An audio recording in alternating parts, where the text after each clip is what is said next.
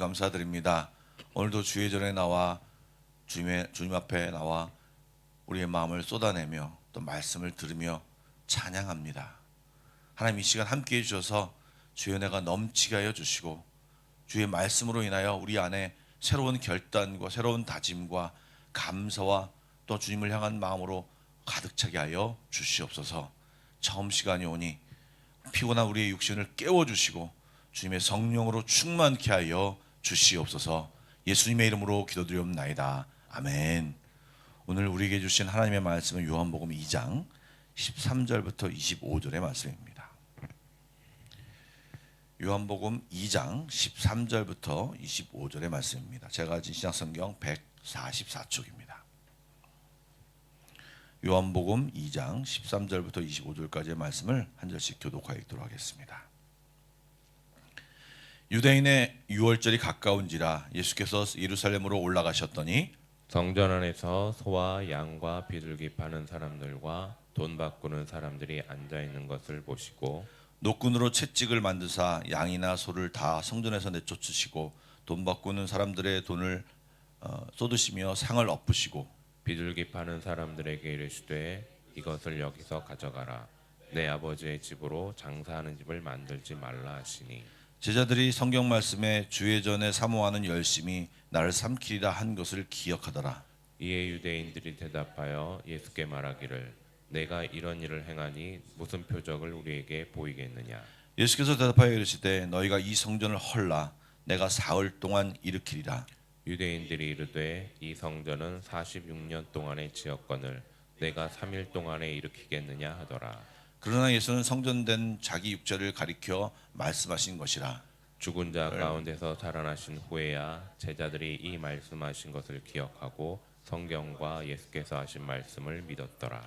유월절에 예수께서 예루살렘에 계시니 많은 사람이 그의 행하시는 표적을 보고 그의 이름을 믿었으나 예수는 그의 몸을 그들에게 의탁하지 아니하셨으니 이는 친히 모든 사람을 아심이요 함께 읽겠습니다. 또 사람에 대하여 누구의 증언도 받으실 필요가 없으셨으니 이는 그가 친히 사람 속에 있는 것을 아셨음이니라. 아멘. 오늘 말씀의 이야기는 예수님께서 유월절을 맞이하여 예루살렘 성전에 가셨을 때 발생한 일입니다. 예수님께서 성전에 들어가니까 많은 사람들이 성전 안에서 장사하고 팔고 소란스럽고 혼란스러운 모습으로 가득 찬 모습을 보았습니다. 성전의 본래 모습을 잃고 장사하는 사람들로 가득한 성전의 모습을 한탄하시며 분노하셨습니다. 친히 노끈으로 채찍을 만드셔서 장사하지 못하도록 양과 소를 성전에서 다 내쫓고 내 아버지의 집으로 장사하는 집을 만들지 말라고 엄히 경고하시며 상인들을 꾸짖었습니다. 당시 이스라엘의 남성들이었다면 1년에 3번 명절을 맞이하여 예루살렘에 와서 제사를 드려야 했습니다. 그런데 물론 가까이 있는 곳에 있는 사람들은 어느 정도 상관이 없었겠지만 조금 멀리 있는 곳에서 오려고 할 때 짐승을 끌고 와야 합니다. 그렇기 때문에 흠없는 제물로 무사히 데리고 와서 예배를 드린다고 하는 것은 불가능한 일이었습니다. 따라서 성전의 책임자인 대제사장이 제물로 쓸 짐승을 미리 준비하여서 이것을 사서 좀 편의를 도모하기 위해서 그 성전 근처에서 사서 제물로 사용하도록 했습니다. 그리고 성전 화폐를 만들어 가지고 멀리서 온 사람들이 그 성전 안에서 바꾸어서 나라마다 조금씩 화폐가 틀릴 수 있으니까 바꾸어서 사용하도록 했습니다. 이것은 나름 제사를 잘 드리도록 또 예배자의 편의를 제공하기 위하여서 만들어둔 제도입니다. 어떻게 보면 보기에는 참 합리적이고 이성적이고 편하다라고 생각이 되어질 수 있었지만 실상 그곳에서는 성전 측에서 장사한 사람들에게 자릿세를 받고 또 거기에 세금을 받고 그렇게 되므로 이 짐승의 가격이 높아지고 환전 수수료도 높게 받는 그런 상황이 벌어졌습니다. 더 나아가 그래도 그런 사람들 중에 거기서 짐승을 사면 비싸니까 성전을 끌고 온다든가 아니면 근처에서 성전에서 사는 게 아니라 근처에서 사가지고 올 수 있지 않습니까? 그러면 거기에 짐승의 어떤 인을 박아놓고 그 인이 박혀 있지 않는 것은 오히려 이건 불합격. 왜냐하면 흠이 있는 짐승이다라고 멀쩡한데도 불구하고 이렇게 불합격을 주고, 흠이 있는데도 불구하고 인이 있으면 오케이 합격. 그래서 제사에 사용될 수 있도록 하는 일들이 벌어졌습니다. 그래서 성전 안에는요, 어떤 하나님이 거룩하고 하나님의 은혜가 가득하고 그런 것이 아니라 사람의 욕심과 부조리와 죄악들이 가득한 곳이 되었습니다. 최근에 어떤 그 성전 안에서 일어난 일들에 대해서 논문이 나오고 있는데, 이 대제사장과 제사장들이 챙기는 그 돈들이 우리가 상상하는 이상의 금액이었다고 합니다. 제사의 편의를 도와준다고 하면서 그로 인해 제사의 의미가 완전히 퇴색되게 만들었고, 이 흠이 없어야 할 짐승들은 하나님께 바치기 전에 이윤의 도구로 그냥 전락해 버렸던 것입니다. 그래서 다시 한번 말씀드리지만 그 성전에 은혜가 충만하고 은혜가 그곳에 가득해야 될 그곳에 사람의 욕심이 가득한 곳으로 되어버렸다는 하는 것입니다. 그래서 예수님께서는 짐승들을 내쫓고 환전상들을 막 뒤엎으시고 그런 일을 못하게 하시며, 성전은 기도하는 곳이다, 하나님께 예배하는 곳이다, 하나님을 기쁘시게 하는 곳으로 삼아야 한다, 회복되어야 한다는 것을 그들에게 말씀하시고 그들에게 가르쳤던 것입니다. 요한은 이 예수님의 모습을 보면서 이 구약의 말씀, 주의 전을 사모하는 열심이 나를 삼키리라, 이 말씀을 인용하면서 예수님의 이런 행동이 결국은 대적들, 예수님을 대적하는 그 사람들을 자극하게 되었음을 암시하고 있습니다. 여러분, 예수님이 그런 사실을 모르셨을까요? 아닙니다. 예수님은 아셨지만 그럼에도 불구하고 그런 행동을 했던 이유는 잘못된 것을 바로잡기 위해서, 너희들이 잘못했다는 것을 알려주기 위해서 그 일을 행하셨던 것이고, 이것은 하나님을 향해서 이 성전이 제대로 회복되어야 한다는 것을 사람들에게 알려주기 위해서 자기에게 해가 올 줄 알면서도 희생했던 헌신이었던 것입니다. 예, 성전은요, 하나님을 예배하고 기도하는 곳이 되어야 합니다. 성도들이 교제하고 그곳에서 교육받으며 신앙에 성장하는 곳이 되어야 합니다. 뿐만 아니라 복음이 전파되고 구원의 역사들이 나타나는 그런 곳이 되어야 합니다. 거짓과 속임수가 판을 치고 인간의 욕심이 실현되는 곳이 되어서는 안 되는 것입니다. 이런 모습을 보면서 우리 교회가 추구해야 할, 또 우리 성도들이 추구해야 할 것이 무엇인가를 깨달아야 할 것입니다. 아울러 예수님께서 이 성전을 헐라, 내가 사흘 동안 일으키리라 하신 말씀을 하셨습니다. 성전을 헐라는 말은요, 이 말은 지금 성전이 기능을 잘못하고 있다라고 하면서 이 성전이 헐어져야 한다, 무너져야 한다라고 칼날 같은 지적을 한 것입니다. 성전의 기능을 못하니까 성전이 허물어져야 한다는 말을 이야기한 것입니다. 이미 이스라엘 역사 가운데서는 성전이 허물어지는 역사를 경험했습니다. 솔로몬의 성전이 그 역할을 감당하지 못하자 바벨론이 와서 그 성전을 무너뜨렸습니다. 포로로 귀환해서 스룹바벨을 중심으로 하여 다시 성전을 재건했습니다. 그러나 그들이 잘못 신앙생활을 할 때 이방인들이 와서 다시 그 성전에 이방 신상을 세우면서 성전의 재기능을 감당하지 못하도록 했습니다. 후에 헤롯이 그 성전이 무너진 모습을 보고 다시 재건하여서 이제 예수님이 활동하셨을 때도 성전이 계속 재건되고 있었습니다. 그런데 그 성전이 다 재건되고 나서 7년 동안 완성된 것을 보았고, 다시 로마의 장군 티투스에 의해서 그 성전은 완전히 다 파괴되었습니다. 소문에 그 로마 사람들에게 그 이스라엘 사람들이, 유대인들이 벽돌 사이에 금을 넣어두었다는 소문이 나서 성전을 허물고 벽돌 하나하나까지 다 이렇게 열어보면서 다 부셨습니다. 예, 정말 예수님이 헐어져야 한다, 성전 기능을 잘못한 성전은 허물어져야 한다는 말을, 무서운 말씀을 하시며 실제 그런 일을 일으키셨죠. 아울러 사흘 안에 일으키리라는 말씀은 진짜 성전은 나다, 예수님 자신이다. 왜 예수님 자신입니까? 하나님을 만나는 곳, 하나님께 가는 길, 그것이 바로 성전입니다. 그 기능을 감당해야 성전인 것입니다. 예수께서 세우시겠다는 성전은 건물로 된 성전이 아닙니다. 제자들이 나중에 깨달은 대로 예수님의 육체를 가리킨 것입니다. 예수님의 몸된 교회는 구원의 은혜가 경험되어지며 그것을 경험한 사람들이 모여서 복음을 전하며 구원의 역사를 만드는 그런 일꾼이 되는 곳이 바로 교회이어야 하고, 그 사람들이 예수 안에 거하며 그런 일들을 감당해야 하는 것입니다. 사랑하는 여러분, 우리 한마음교회 안에 그런 역사가 일어나야 합니다.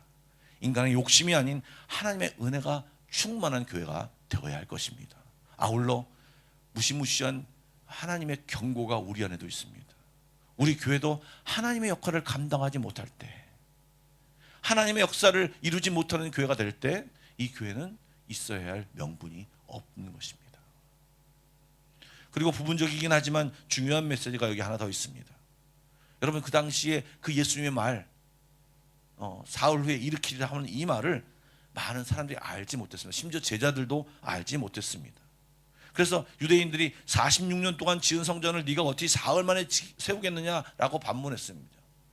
이것이 그 당시에 사람들이 이해했던 모습들입니다. 그 말씀의 진리를 이해하지 못하다가 예수님이 부활하신 뒤에 제자들이 그 말을 이해했다는 것입니다. 무슨 말씀입니까? 때로 하나님의 말씀이 하나님이 때가 되어 다 분명히 들었음에도 불구하고, 보았음에도 불구하고, 연구했음에도 불구하고 그 말씀의 진리를 잘 깨닫지 못하다가 하나님의 때에 이르러, 또는 성령님이 우리의 말씀에게 알려주시어 그 말씀의 진리를 깨달으면서 이 말씀이 이때였구나라고 하는 것을 안다는 것입니다.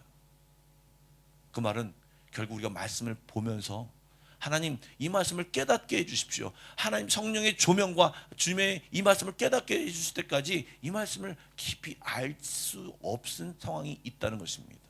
개인적으로도 우리의 닫혀진 영혼 때문에, 또 우리의 닫혀진 이성 때문에 하나님 말씀을 읽어도 이 말씀의 진리를 깨닫지 못하는 경우가 있습니다. 그래서 말씀을 읽을 때마다 우리는 기도해야 합니다. 하나님, 이 말씀을 깨닫게 해주십시오. 성령님이 운행하여 주셔서 하나님, 이 말씀의 진리를 알게 해주십시오. 설교 말씀을 들어도 그 말씀을 들을 때도 잘 이해하지 못할 때가 있습니다. 그러므로 예배 와서 하나님께 기도할 때, 하나님, 오늘도 예배 가운데 선포되는 말씀이 내가 깨달아지게 하여 주시고 그 말씀에 정말 내 삶의 기준이 되게 해주십시오. 그 말씀대로 살게 해주십시오라고 기도할 때 그 말씀이 진짜로 내 말씀이 될 수 있는 것입니다. 그런 은혜가 우리 모두에 있기를 축복합니다. 아울러 23절부터 25절까지는 좀 다른 말씀이 소개되는데요, 예수님께서 예루살렘에서 많은 표적을 행했습니다. 많은 사람들이 그 표적을 보고 믿게 되었다고 합니다. 그러나 23절 말씀에 보면 믿는다라는 말이 나오죠. 제가 다시 한번 읽어보겠습니다. 6월절에 예수께서 예루살렘에 계시니 많은 사람들이 그 행하시는 표적을 보고 그의 이름을 믿었으나 예수는 그의 몸을 그들에게 의탁하지 아니하셨으니 이는 친히 모든 사람을 아심이며. 여기서 앞에 23절에 믿는다라는 말과 24절에 의탁한다는 말이 우리나라 말로는 다르게 표현되었지만 헬라어는 같은 단어입니다.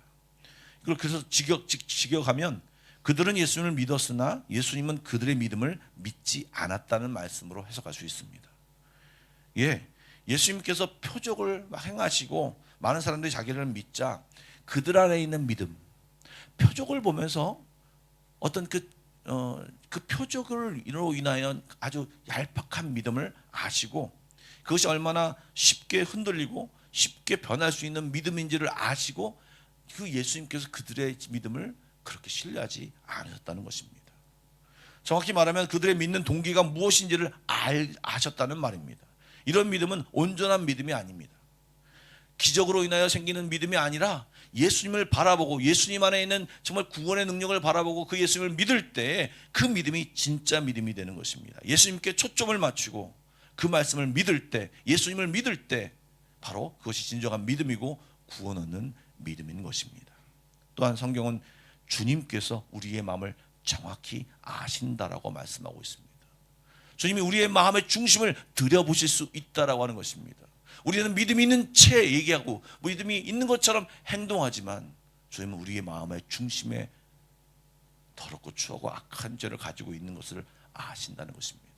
그래서 주님 앞에 가리고 꾸미고 변명하고 거짓말하는 것은 다 들통나게 되어 있다는 것입니다. 그러므로 주님 앞에 솔직하고 예수님 향한 진정한 믿음을 소용한 자로 우리는 주님 앞에 서야 할 것입니다.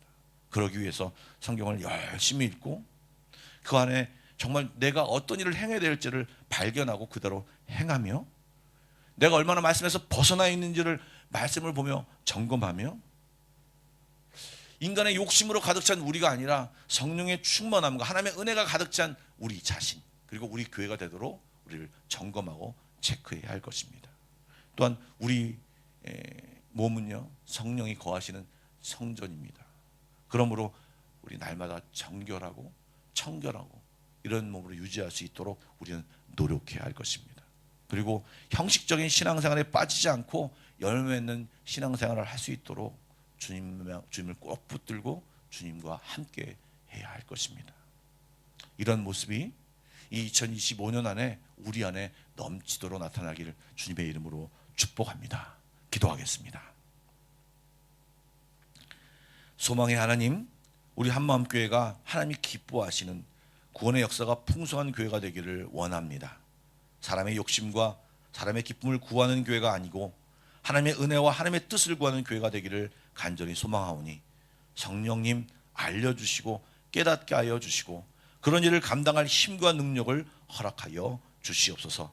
2025년 한마음교회를 새롭게 하시고 우리 성도들을 새롭게 하시고 이 땅을 향한 주님의 비전의 한 부분을 제대로 감당하는 교회와 성도들이 다 되게 하여 주시옵소서.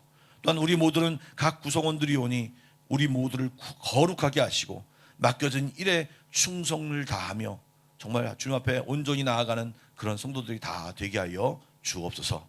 오늘도 기도하는 모든 성도들 가운데 하나님 임하여 주시옵소서. 예수님의 이름으로 기도드리옵나이다. 아멘.